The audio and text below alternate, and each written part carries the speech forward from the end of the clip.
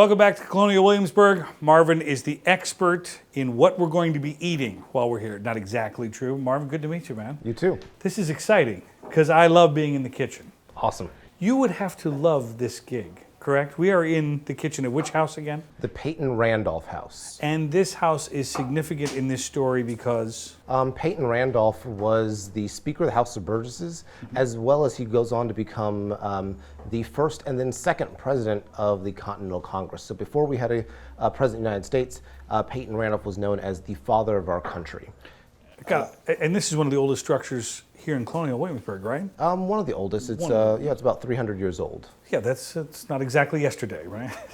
Tell me about this kitchen. I mean, how authentic are we to 18th century here? I mean, you folks obviously spent a tremendous amount of time, energy, and effort to make it authentic. What makes it authentic?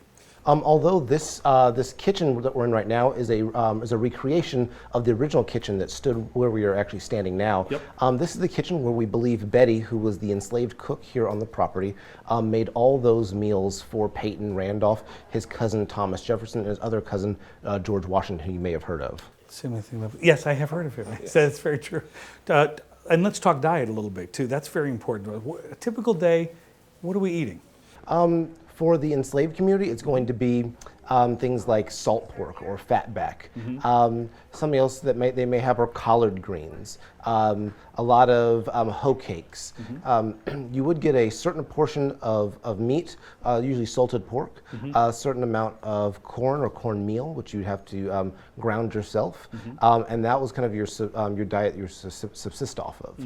And then some enslaved people were allowed to have their own slave gardens.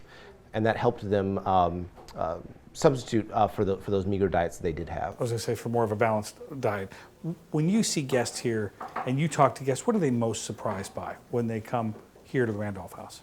How African food, things like kale, things like watermelon, chili peppers, black-eyed peas, rice, are so ingrained in American society today, but were brought over and really introduced into the American dietary systems by enslaved Africans. And a long time ago. Oh, yes. Thank you for this. Before I pass out, I appreciate that, which I think I just did about 5 seconds ago. We'll see you when you come down here.